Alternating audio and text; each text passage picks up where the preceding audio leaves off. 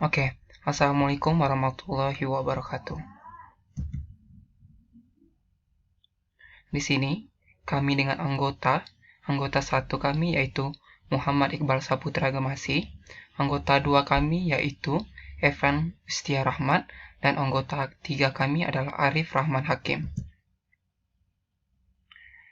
Dengan dosen pengampu, Ibu Fitri Amelia, SSI, MSI, PhD, mata kuliah Biokimia Metabolisme, dengan materi yang akan kami jelaskan yaitu metabolisme asam amino. Baik, metabolisme asam amino. Kami dari kelompok 4 akan membahas topik pembahasan yang antara lain yaitu reaksi asam amino dengan kata glutarat sehingga menghasilkan amonia. Yang kedua, yaitu siklus urea. Dan yang terakhir, di manakah reaksi yang A dan B itu terjadi. Oke, pertama akan dijelaskan oleh saudara Efran. Baiklah, pada kesempatan kali ini saya akan menjelaskan yang bagian nomor 8A yang mana reaksi asam amino dengan ketoglutarat sehingga menghasilkan amonia. Yang mana kita lihat pada nomor 8A ini terdapat dua reaksi. Pada reaksi 1 yang mana asam amino mengalami transaminasi dengan jika bereaksi dengan alfa ketoglutarat membentuk asam alfa keto dan glutamat. Kemudian pada reaksi 2, glutamat dioksidasi menjadi alfa ketoglutarat dan amonia di mitokondria dengan bantuan glutamat dehidrogenase. Yang mana glutamat dehidrogenase ini berperan dalam degradasi asam amino dan pelepasan NH4. Efek ini adalah pelepasan gugus alfa amino sebagai amonia dan pembentukan NADH. Reaksi ini adalah kebalikan dari jalur pada gambar soal nomor 3A pada tugas yang telah kita buat. Yang mana kalau kita lihat pada reaksi di mana glutamat dioksidasi menghasilkan alfa ketoglutarat dan amonia serta menghasilkan NADH. Dapat teman-teman lihat pada reaksi. Sehingga apabila kita jumlahkan reaksi 1 dan 2, maka hasil akhirnya yaitu amino acid ditambah NAD+ ditambah H2O membentuk alfa keto tambah NADH ditambah H+ ditambah NH4+.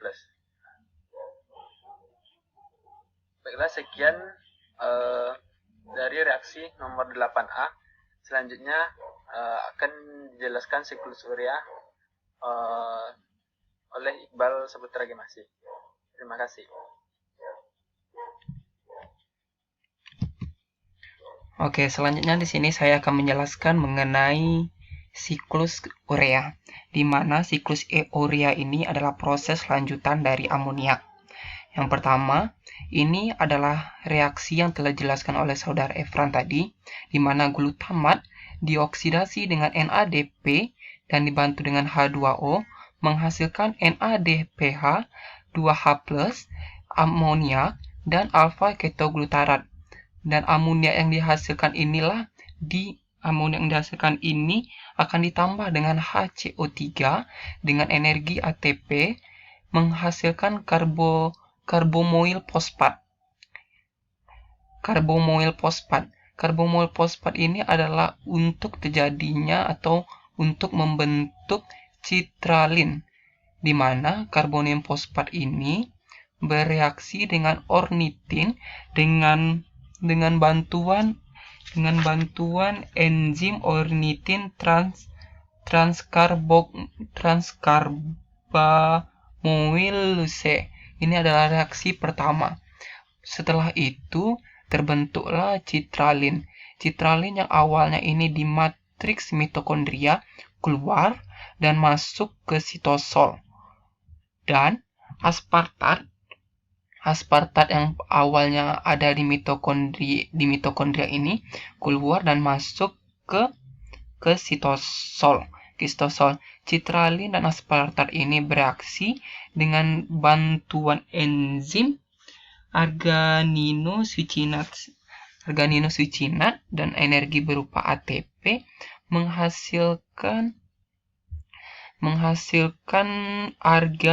argininosuccinat, di mana argininosuccinat ini akan terpecah menjadi dua, yaitu dengan bantuan enzim argininosuccinat liase membentuk fumirat dan arganin. Fumirat ini langsung masuk ke siklus Krebs, sedangkan arganin ini terpecah lagi dengan bantuan H2O membentuk urea sebagai hasil yang akan dibuang, dan ornitin dibantu dengan enzim arganise. Terus ornitin ini masuk kembali ke dalam mitokondria dan terjadilah siklus yang sama lagi, di mana membantu untuk pembentukan citralin, dan nanti citralin keluar dari mitokondria masuk ke sitosol, bereaksi dengan aspartat, membentuk arganinosuccinat, dan arganinosuccinat ini terpecah menjadi dua, yaitu fumirat dan arginin. Fumirat ini langsung masuk ke siklus Krebs, arginin ini terpecah lagi menjadi dua dengan bantuan H2O menjadi urea dan ornitin. Begitulah siklus Krebs begitulah siklus urea terjadi. Sedangkan urea merupakan hasil akhir dari pembuangan siklus urea. Mungkin sekian penjelasan dari siklus urea. Terima kasih. Dilanjutkan.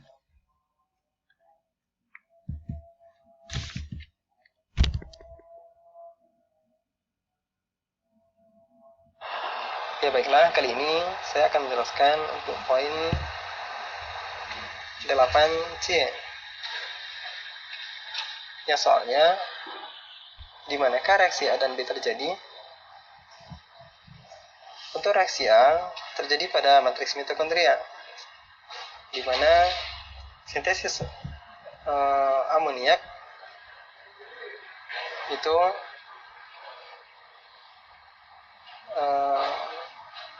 dibuat dari glutamat dan menghasilkan alfa ketoglutarat dan juga amoniak. Itu terjadi pada matriks mitokondria. Kemudian yang bagian B, untuk reaksi B itu ada 5 tahapan reaksi. Yang pertama, untuk sintesis karbonil fosfat terjadi di matriks mitokondria hati, di mana ion amonium, karbon dioksida, dan fosfat dari ATP mengalami kondensasi sehingga menghasilkan karbonil fosfat. Kemudian untuk yang kedua merupakan sintesis citrulin, di mana untuk sintesis ini terjadi pada matriks mitokondria juga. Ini terjadi pemindahan gugus karbonil, di mana karbonil fosfat menjadi ornitin, kemudian menjadi citrulin. Yang ketiga, reaksi asam arginin osuksinat. Ini terjadi di sitosol hati.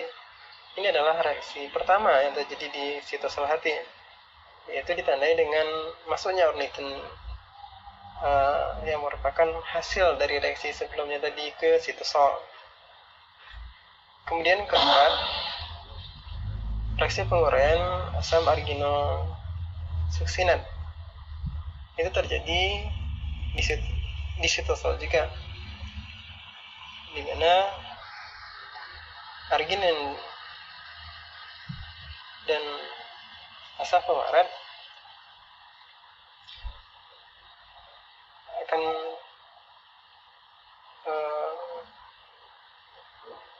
untuk yang fumarat sendiri akan bisa menjadi oksaloasetat tepatnya melalui reaksi fumarase yang terjadi di Krebs cycle atau siklus Krebs pada pembelajaran yang sudah kita lewati sebelumnya. Kemudian yang kelima, pembelahan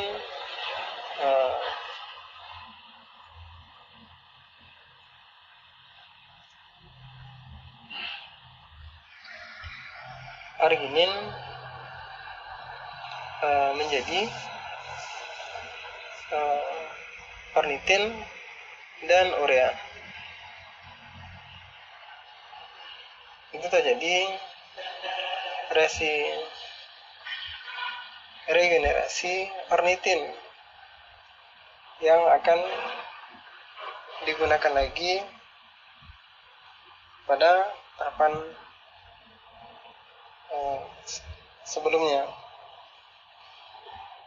sehingga terjadilah sikel pada siklus urea. Demikian dari saya. Terima kasih.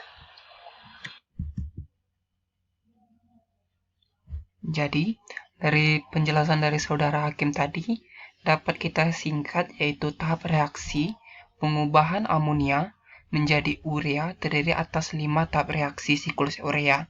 2 tahap terjadi di mitokondria, serta 3 tahap terjadi di sitoplasma. Adapun kesimpulan dari kelompok kami yaitu,